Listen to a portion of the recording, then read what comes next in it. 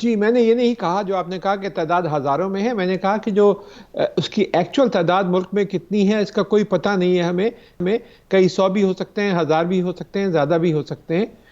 تو کوئی ہمیں ایکچول فیکٹس جو ہیں اب آپ کے سامنے آنے شروع ہوئے ہیں کہ اس وقت جو ایکچول اسٹیبلش جو ہیں وہ تقریباً 80 کیسز کنفرمڈ آپ کے پاس سامنے آئے ہیں،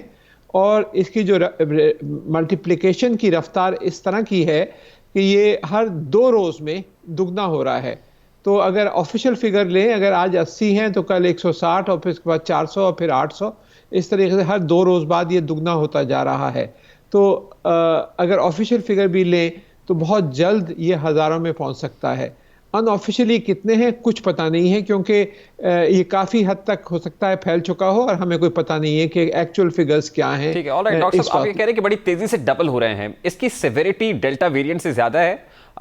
زیادہ اٹیک کرتا ہے، زیادہ مہلک ہے، یا آپ کو لگتا ہے کہ اتنا ہی سیویئر ہے یا اس سے کم سیویریٹی ہے اس کی؟ دو الگ الگ چیزیں ہوتے ہیں، ایک ہوتا ہے ایسپیکٹ ہوتا ہے کتنی رفتار سے پھیل رہا ہے۔ تو ڈیلٹا کے مقابلے میں یہ تقریباً 5 گنا زیادہ تیزی سے پھیل رہا ہے۔ ٹھیک۔ لیکن جو بیماری کی جو سیویریٹی ہے، جو لوگ بیمار ہو رہے ہیں اور جن کو سیریس ہاسپٹلائزیشن کی ضرورت پڑ رہی ہے، وہ ڈیلٹا کے مقابلے میں کم ہیں۔ لیکن کیونکہ یہ اس سے 5 گنا زیادہ تیزی سے پھیل رہا ہے، اس وجہ سے چانسز یہ ہیں کہ اوورآل یہ ڈیلٹا سے کہیں زیادہ خطرناک ثابت ہوگا، کیونکہ ابھی تک آپ کی کافی آبادی جو ہے وہ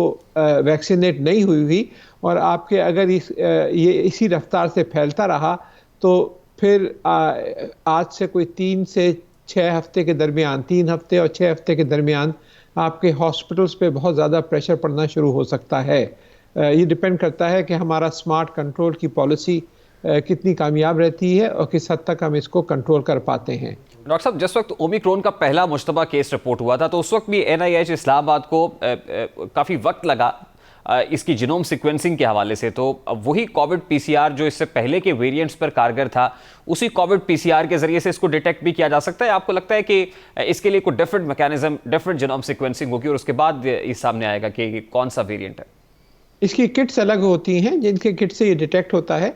PCR مشین تو وہی ہوتی ہے، لیکن الگ ٹیسٹ کٹ استعمال ہوتی ہیں جن سے یہ ڈیٹیکٹ کیا جاتا ہے۔ تو جو دوسری جو ٹیسٹ کٹس تھیں جس کے تحت آپ ڈیلٹا کر رہے تھے، اس سے تھوڑی مختلف ہوتی ہیں وہ۔ اور ڈاکٹر صاحب، ایک بڑا پرٹیننٹ کوسچن ہے کہ وہ ویکسینیشنز جو ڈیلٹا ویریئنٹ کے اوپر کارگر تھی، کیا وہ اومیکرون کے اوپر بھی اتنی ہی ایفیکٹو ہیں، کارگر ہیں، یا اس کے لیے ویکسینیشنز بھی مزید نئی آنے کی، ڈسکور ہونے کی ضرورت ہے؟